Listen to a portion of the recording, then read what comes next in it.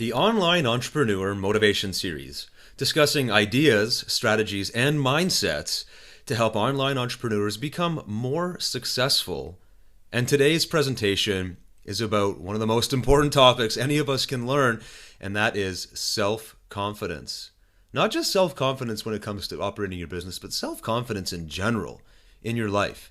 If you can become more confident, you can have a happier life. And I think you already know this at a gut level. But have you ever actually sat down and asked yourself what confidence actually means? You see a lot of people looking at a certain confident person and maybe even admiring them from afar, saying, wow, look at his or her confidence. But they never actually sit down and think, what does confidence mean? Well, let's talk about it. Confidence it's a state of mind. It's the way you see the world, and your perceptions will actually shape how you feel about the world.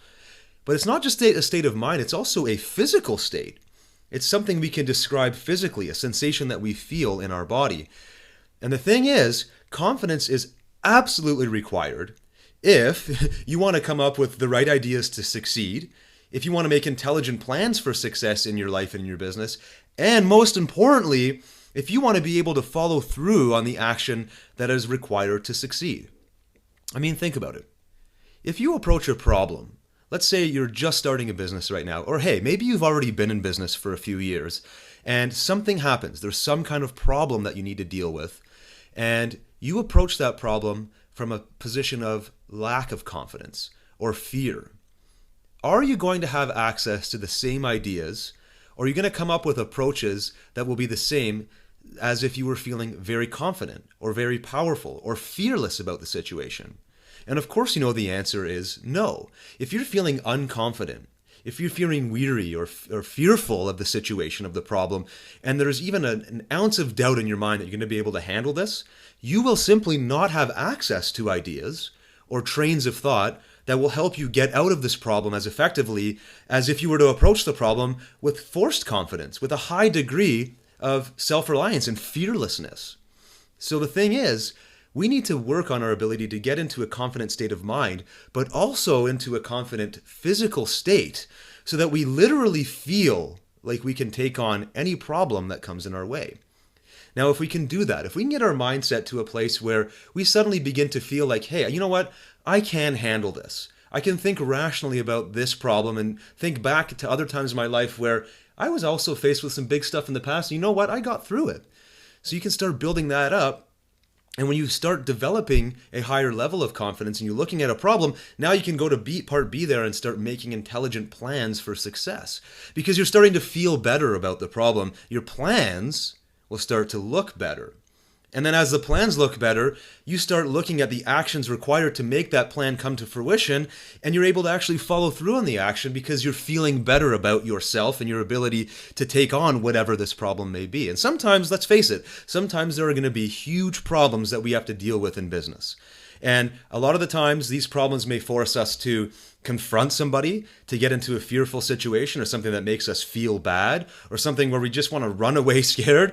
But because we force ourselves to go through that, we can dedicate new levels of confidence and we can actually acquire confidence that we can build moving forward. So here's the thing you must remember and must always carry with you and know at a gut level is you can build confidence. And here's the problem, is there are some myths, really pervasive myths that hurt a lot of people. And one of the myths is that they look at other people who are more confident than them, and they'll say things like, or they even just think to themselves, wow, that person is so lucky. Look how confident they are. Because they believe that this other myth is true, that confidence comes naturally.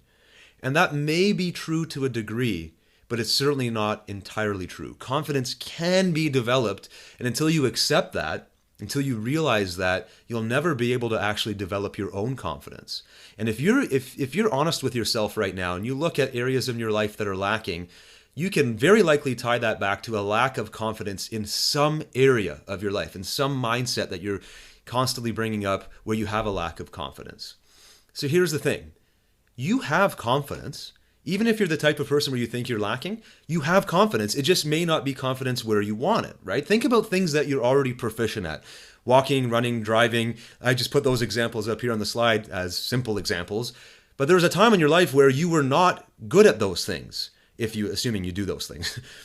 And assuming you do these things, think back to when you were younger and you couldn't do them proficiently. You were not confident.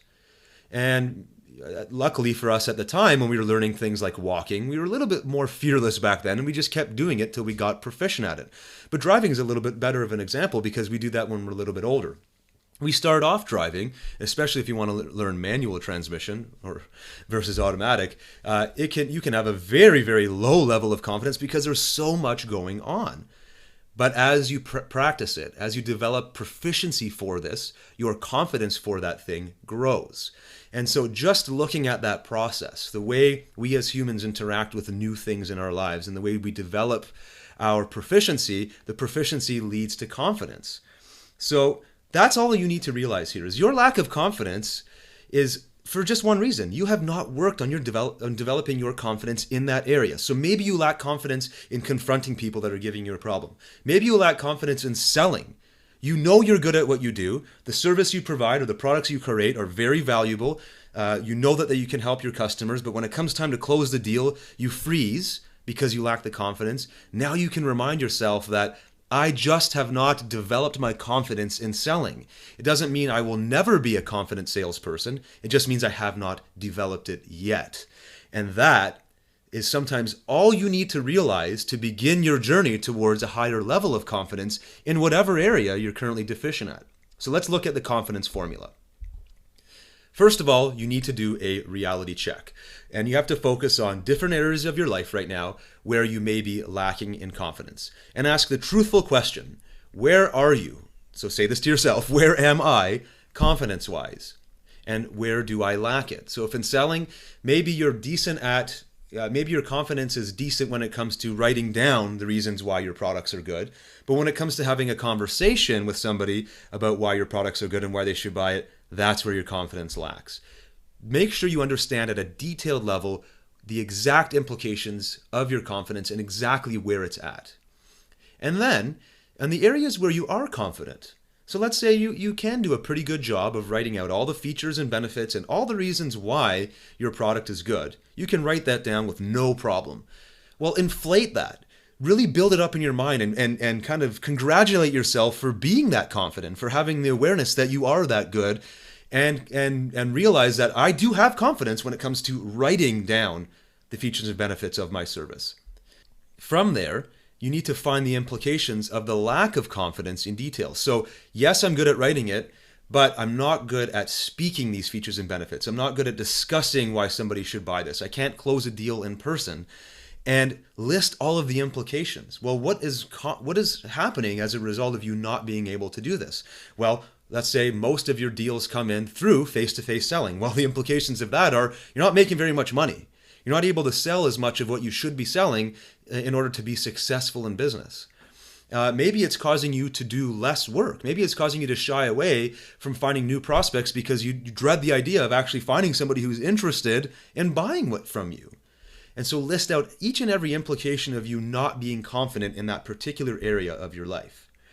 Next, you need to go and find somebody who is really, really good at what you want to go to be good at. And in that example, there are no shortage of people in this world who are very good and confident at selling face-to-face. There are people who can sell from a stage or a platform. There are people who can go into a boardroom full of executives and close the place down and get them to buy everything in their arsenal. There are amazing salespeople out there, and you need to develop relationships or at least study people who are already good at that so you can start seeing what it is that gives them confidence and what they do to be so good at that. And then create a plan. So my confidence is lacking. I want to get to a higher level of confidence. What is my plan to begin building proficiency so that I can become more confident? More confident tomorrow, even more confident next week, even more confident next month. And then by a year from now, I may have totally obliterated all of my lack of confidence in this area, and I may be the best face-to-face salesperson you have ever seen. But it all comes down to this confidence formula, doing a reality check of where you're at, inflating the confidence you already have to prove to yourself that you have it, finding the implications of not developing the confidence so you can get mad at yourself, then finding role models who already do a good job at it so you can study them and create a plan to be more like them in your own unique way. So now let's talk about a couple of exercises you can work on now that will help you to develop your confidence now and over time. First, log your victories. This is incredibly powerful.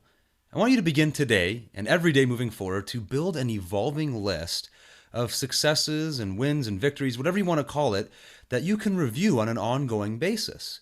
This is done really well with something like Evernote, or you can even do it in a notepad with pen and paper. The key is that you do it. And every time something happens, whether it's something really, really small, like a small testimonial email that you receive from a customer, or it could be a huge, like a reward you receive, log that victory, write about it, describe it in as much detail as possible so that you can go back and when your confidence is low in the future, you can read this growing log and build that confidence back up in an instant. Then, go and do a reality check. And what I mean is do a full inventory on where you are and where you are not confident as it stands today. And be completely honest with yourself. You'll see areas where you have an abundance of confidence and you feel really great about yourself, but you'll also see the opposite, areas where you need to work on your confidence, you need to develop it and improve it. But based on everything we've talked about here today, you can start taking action on that and moving them from one column over to the other. But until you log it all, until you have a full inventory, you can't really do this effectively. So do your reality check as well as your logging of victories, and you'll be well on your way to be a much more confident person.